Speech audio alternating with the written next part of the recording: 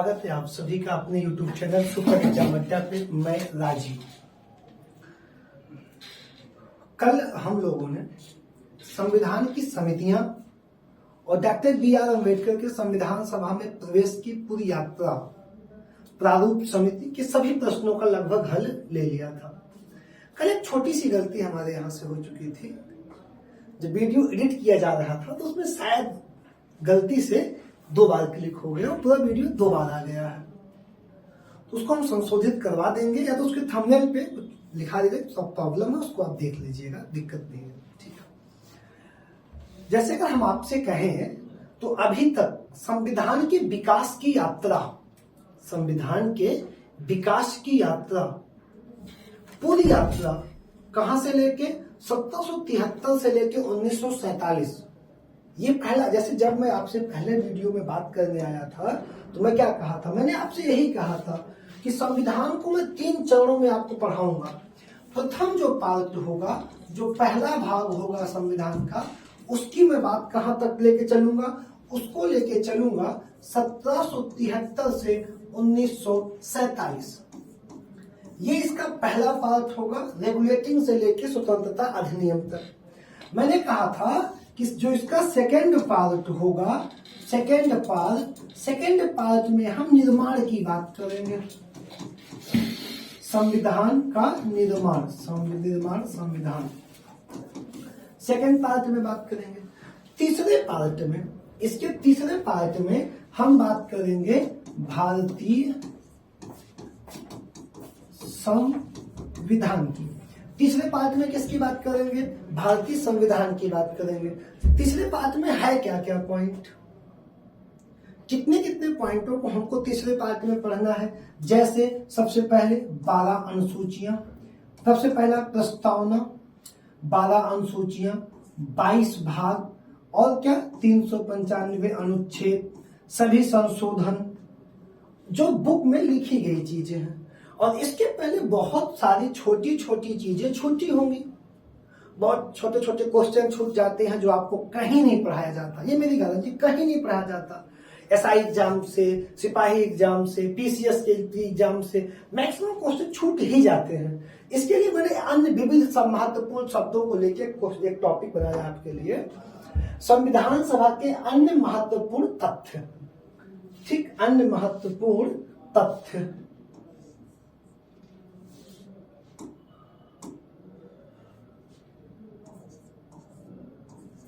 अन्य महत्वपूर्ण तथ्य। कुछ पॉइंट इसमें मैंने लिख दिया है क्योंकि बच्चों से पॉइंट लिखवाना अच्छा नहीं लगता। एक एक पॉइंट को देखें क्योंकि इसमें क्वेश्चन बहुत इंपॉर्टेंट है। सबसे इंपॉर्टेंट पार्ट, सबसे ज्यादा क्वेश्चन यहां से आते हैं। तो पहले पार्ट को हम लोग देखते हैं। पहले पॉइंट को 26 नवंबर 1949 को संविधान सभा अंगीकृत किया गया। ये बात नहीं क्या है, कल भी यही बताया था। जब अंगीकृत किया गया तो कितने व्यक्तियों ने साइन किया, कल बताया था 284। ठीक, और उस समय ये नया है, उस समय कितने आर्टिकल, 16 आर्टिकल प्रभावी हुए, मतलब 16 आर्टिकल को लागू कर लिया गया। ये क्वेश्चन भी रहा है कि अंगीकृत करते समय कितने अनुच्छेदों को लागू किया गया था। तो कितने अनुच्छेदों को लागू किया गया था? 16, जिसमें 5, 6, 7, 8, 9, 60, 324, 366, 367, 379, 380, 388, 91, 92, 93 और 94। 16 आर्टिकल लागू हुई थी। कब? जब अंगीकृत हुआ। दूसरा पॉइंट, संविधान निर्माण में संविधान सभा के कुल, संविधान निर्माण में संविधान सभा के कुल 11 अधिवेशन हुए। निर्माण के समय कितने अधिवेशन हुए? क्वेश्चन रहा है, लोग 12 मारते हैं, गलत हो गया, 11। कुल कितने हुए हैं? 12। निर्माण के समय कितने हुए हैं? 11। कुल कितने हुए हैं? 12। 24 जनवरी 1950 को अंतिम बैठक हुई जिसमें कुल अधिवेशन कितने हो गए? जिससे कुल अधिवेशन हो गए 12। तो निर्माण के लिए कितने हुए? 11 और कुल कितने हुए? 12। दूसरा पॉइंट जो याद करना है तुमको। तीसरा, संविधान सभा में साम्यवादी दल, समाजवादी दल, हिंदू सभा का कोई प्रतिनिधि नहीं था। ये तीन छोटी छोटी पार्टियां थी, लेकिन इन तीनों पार्टियों का कोई सदस्य इसमें भाग नहीं लिया था, निर्वाचित नहीं हुआ था। चौथा पॉइंट, 24 जनवरी को संविधान सभा भंग कर दी गई। संविधान सभा की आखिरी बैठक 24 जनवरी 1950 को हुई और उसी दिन संविधान सभा क्या कर दी गई? संविधान सभा भंग कर दी गई और अंतरिम संसद का गठन हुआ। देश को चलाने के लिए एक संसद बनी, एक सरकार बनी, जिसे क्या कहते हैं, अंतरिम संसद का गठन किया गया। कब? 24 जनवरी 1950 को। और जैसे भारत में 24 जनवरी को संविधान सभा भंग हुई तो वायसराय का कार्यकाल समाप्त। कोई भी देश बिना अध्यक्ष के नहीं रह सकता। तुरंत 24 जनवरी को क्या कर दिया गया? 24 जनवरी 1950 से डॉक्टर राजेंद्र प्रसाद भारत के राष्ट्रपति चुन लिए गए। 24 जनवरी 1950 से वायसराय के पद पे कौन बैठ गया? भारत का राष्ट्रपति बैठ गया। अगला पॉइंट देखते हैं। ठीक, 17 अप्रैल 1952 को अंतिम संसद, जो अंतरिम संसद 24 जनवरी 1950 को बनाई गई थी, उस अंतरिम संसद का अस्तित्व 17 अप्रैल 1952 को अस्तित्व समाप्त हो गया। कब समाप्त हो गया? 17 अप्रैल 1952 को समाप्त हो गया। मतलब 1952 में भारत में निर्वाचित सरकार आ गई।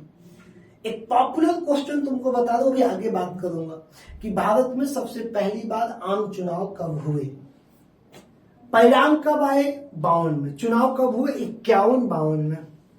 चुनाव कब हुए? 51-52 में। परिणाम कब आए? 52 में। चुनाव की शुरुआत कब हुई? 51 में।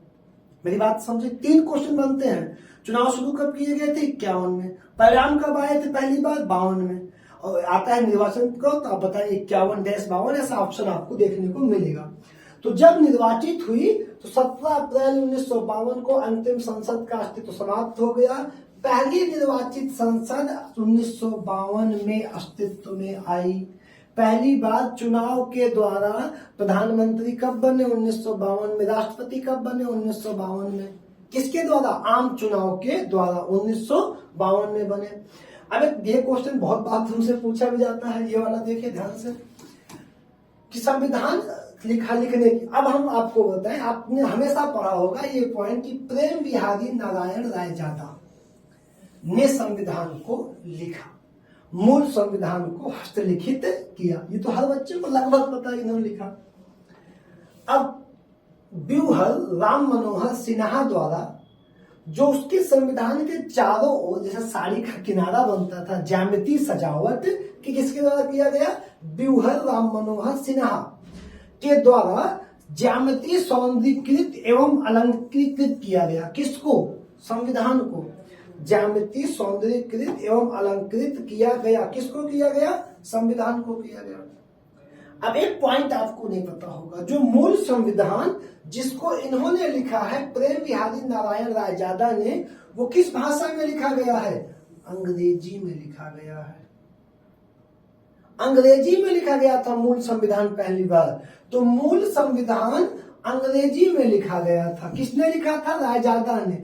बाद में 58वें संविधान संशोधन अधिनियम 58वें संविधान संशोधन अधिनियम 1987 द्वारा संविधान के भाग 22 के आर्टिकल 394 का के अंतर्गत हिंदी भाषा में लिखा गया।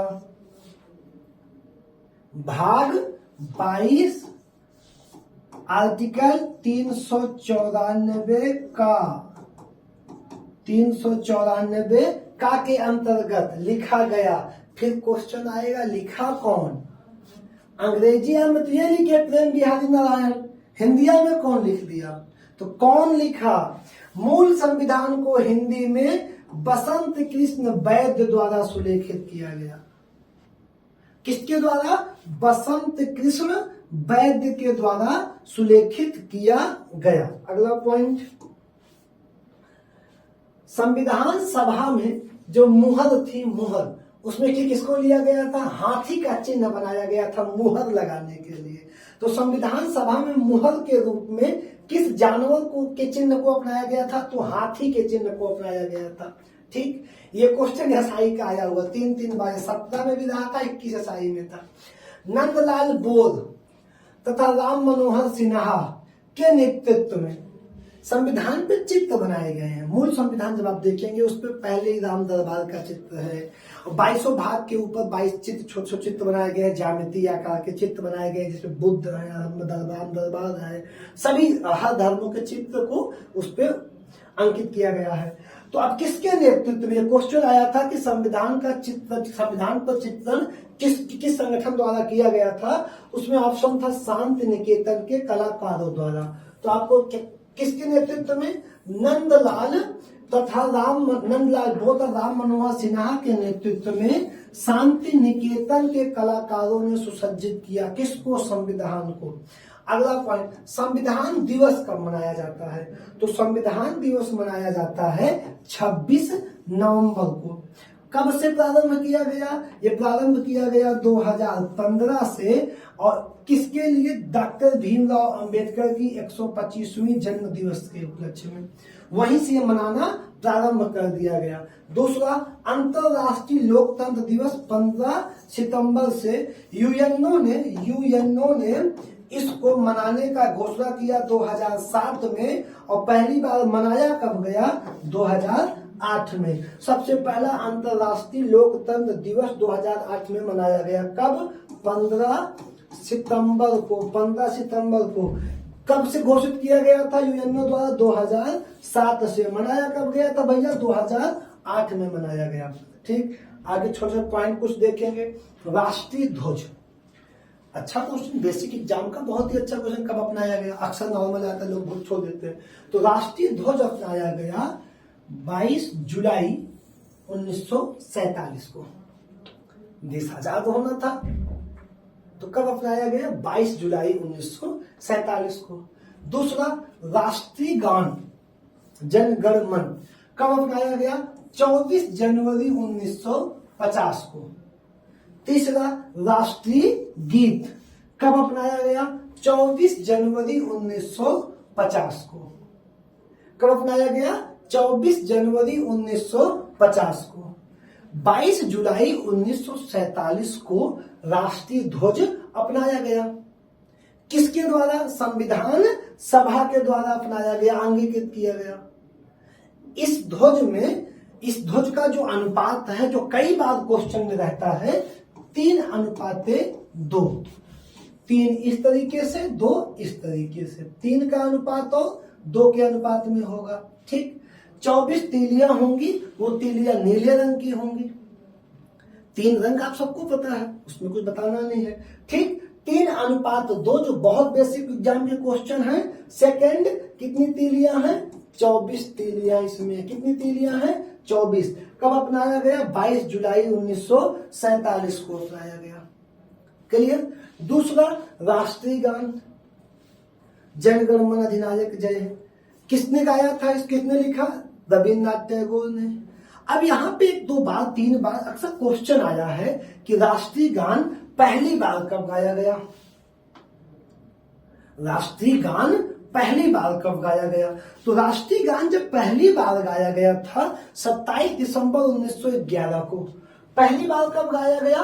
27 दिसंबर 1911 को। 27 दिसंबर 1911 को कांग्रेस के अधिवेशन में, किस अधिवेशन में? कलकत्ता। कांग्रेस के कलकत्ता अधिवेशन में, कांग्रेस के कलकत्ता अधिवेशन में, वो अधिवेशन था भैया 26वां। कांग्रेस के कलकत्ता 26वें अधिवेशन में पहली बार क्या गाया गया? राष्ट्र गान गाया गया। ठीक, दूसरा, राष्ट्रगीत। राष्ट्रगीत 24 जनवरी 1950 वंदे मातरम। कहां से लिया गया? आनंद मठ से।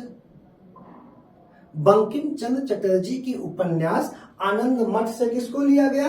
राष्ट्रगीत को लिया गया। इसको पहली बार कब गाया गया? इसको पहली बार गाया गया है सन 1896 में। सन 1896 में। जब आप आनंद मठ में लिख दिया गया है और इसको भारतीय राष्ट्रीय कांग्रेस के जब इसका मंचन हुआ है भारतीय राष्ट्रीय कांग्रेस में 1896 में, लेकिन जब British East India Company Bengal पे कब्जा कर रही थी तो उसमें दुर्गा पूजा महोत्सव को लेके पूरी आनंद मठ लिखा है बंकिम चंद्र चटर्जी जी ने, उसमें इसको इंक्लूड किया गया था। लेकिन इसको ऑफिशियली कांग्रेस के भारतीय राष्ट्रीय कांग्रेस के अधिवेशन में कब गाया गया? 1896 में, और ये अधिवेशन था 12वें अधिवेशन 1896 में यह गाया गया। और एक बहुत इत्तेफाक की बात, ये दोनों के दोनों अधिवेशन तुम्हारे एग्जाम में आसान हो जाए। क्यों? क्योंकि दोनों के दोनों कलकत्ता में हुए थे। कहां हुए थे? कलकत्ता में हुए थे। तो ये जो हमारा पॉइंट था, एक छोटा सा पॉइंट और होता है राष्ट्रीय चिन्ह। अशोक स्तंभ आता है राष्ट्रीय चिन्ह। अब राष्ट्रीय चिन्ह को, अशोक स्तंभ को, जिसमें कितने चित्र, कितने जानवर हैं एक दूसरे की तरफ पीठ करके बैठे, नीचे कितनी तीलियां हैं, उस पर क्या लिखा गया है? मुंडकोप। ठीक, कहां से लिया गया है? सत्यमेव जयते मुंडकोपनिषद से। इसके अगले जब आएगा टॉपिक तो हम इसकी चर्चा करेंगे। तो जो अन्य महत्वपूर्ण तथ्य थे पूरे संविधान की, जो बहुत बेसिक छोटे तथ्य थे, बहुत छोटा सा वीडियो जिसको मैं खत्म कर दिया हूं। कल के वीडियो में हम प्रस्तावना, अनुसूची और संविधान पे पड़े प्रभाव की चर्चा करेंगे। धन्यवाद।